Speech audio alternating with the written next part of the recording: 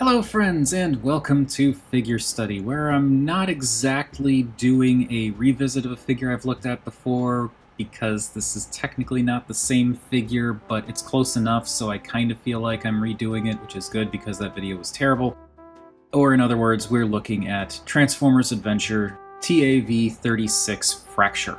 This is the Takara release of RID Fracture, which I did look at previously. You can check out the video there, though I would recommend against it because it is terrible. But this is the Takara repaint.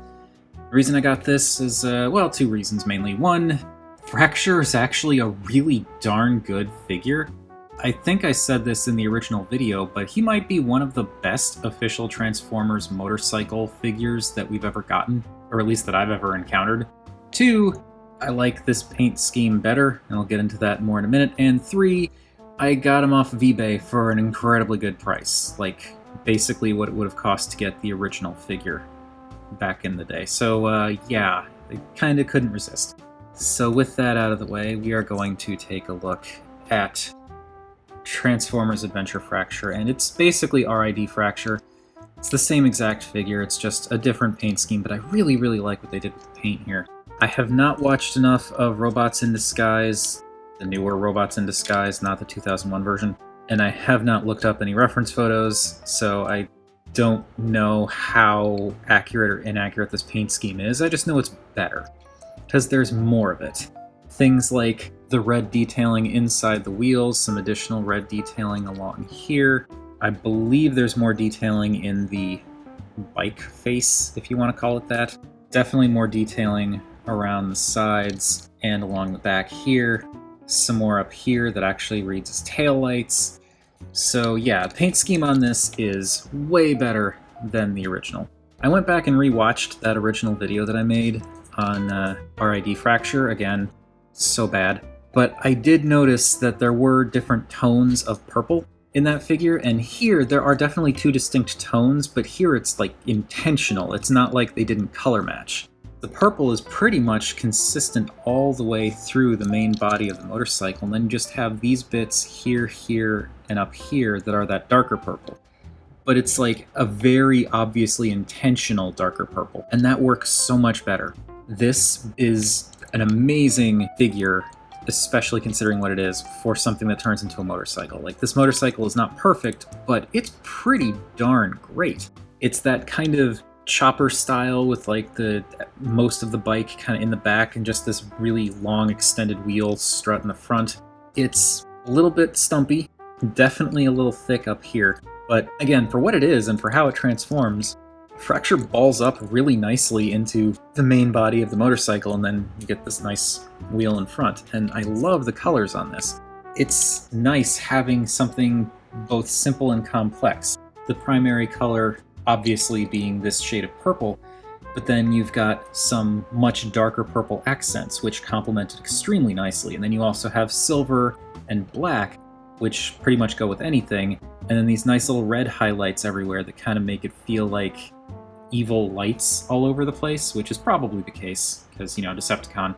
Yeah, it's a fantastic looking motorcycle. I don't know what else I can say than that, so let's let's just jump into the size comparisons before I start repeating myself with a bunch of meaningless stuff. So, here is Fracture. Let me readjust. Here's Fracture with a couple standard deluxes, so you can see that in vehicle mode he is a very large motorcycle, but, you know, actual size-wise he's a little bit smaller, but, you know, again, motorcycle. I feel like it makes sense for a motorcycle to be a little bit less bulky than a muscle car. And as a bonus, it kind of looks like Skytread can ride him. Hang on, let me check. Yeah, I think that's about as good as we're going to get it, and, no. Here he is with another Transformers Adventure Decepticon. That is Scorponok. And again, like, the paint schemes between these two when it comes to, like, RID versus Transformers Adventure, it's night and day.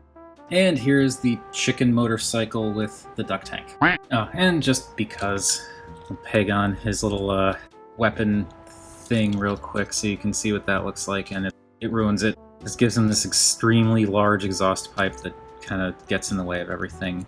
Not a fan of that, though I will say I like the fact that the weapon, which just flips open like this, I like that they painted little holes in here red. That kind of gives it, again, that kind of look of lights, or in this case, maybe flames getting ready to burst out of it, as it is sort of an exhaust pipe. It's cool that they painted it, because in the original this was just unpainted black plastic.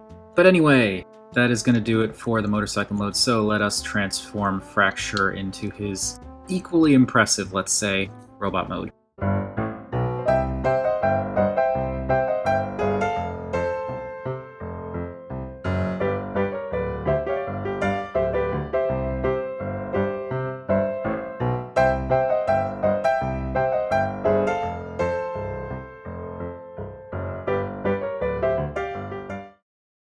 And just like that, here we have Transformers Adventure. I almost said RID Fracture, but Transformers Adventure Fracture in robot mode, and this also looks great. I mean, the RID figure looks great.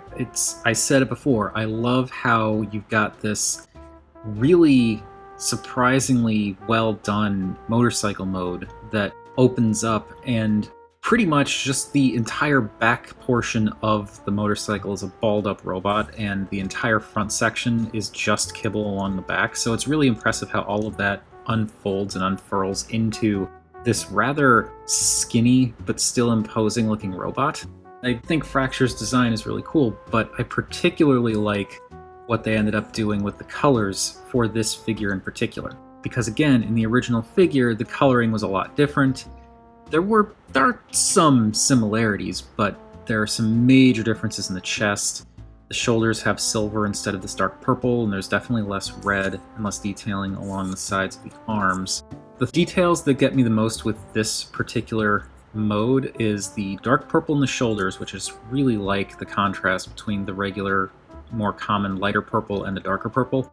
And then the chest and neck area, where the chest is actually, like, they painted in these details here, so this line goes all the way through and down the torso. Because in the original figure, this was kind of a mess.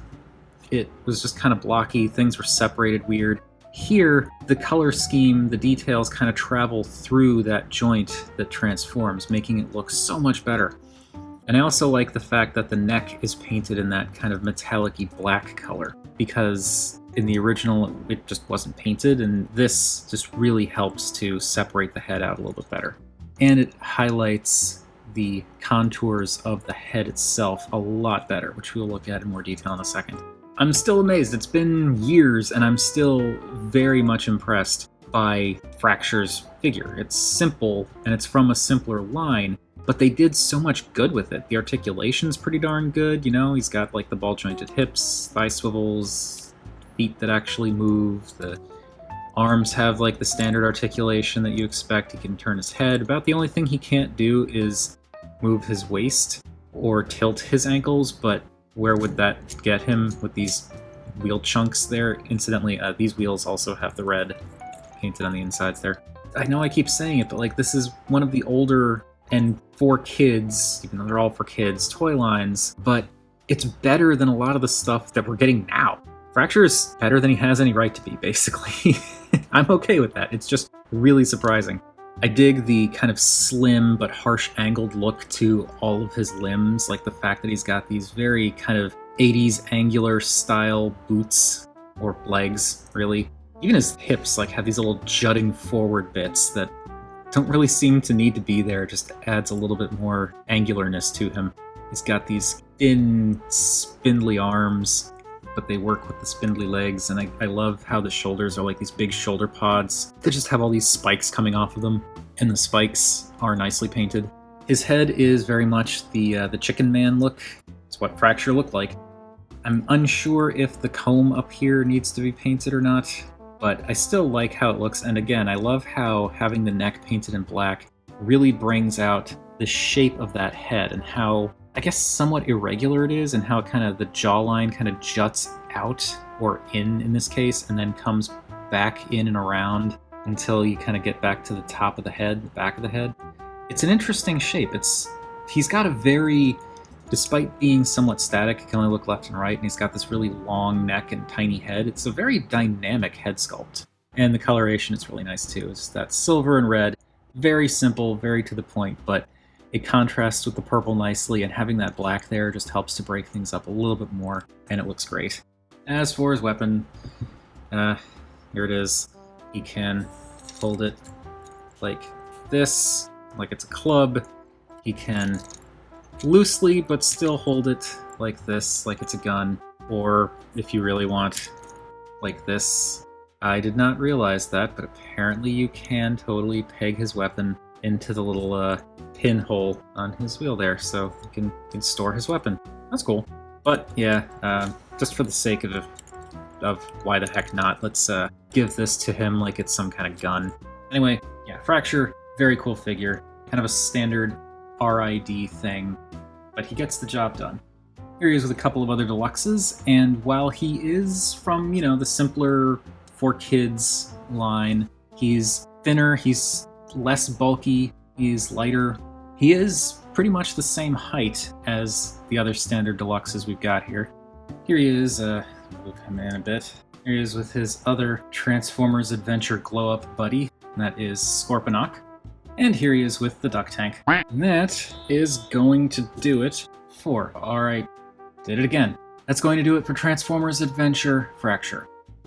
I know I'm just repeating myself at this point, but I really, really like this figure. I mean, even the RID version is a shockingly good figure, but Transformers Adventure version with the better paint scheme, slightly less yucky detailing around the chest, and just the little details really, really help. There might be better official Transformers motorcycle figures out there, but from what I've seen, from what I've handled personally, he's still the best. Which I feel like is kind of a testament to both how unexpectedly good this figure is and how hard a time Hasbro and Takara have with motorcycle formers. But regardless, I don't really care about that so much as I care about the fact that this is just a really cool figure. I really like Fracture. I'm glad I got him back, and I'm glad this time around it was the even more superior colored schemed version, and it only cost me about what I paid for Fracture the first time around, so I am okay with that. And those are my thoughts on that, but whatever your thoughts on this, please feel free to chime in down below. I always enjoy hearing from you all. And remember, art is more than meets the eye.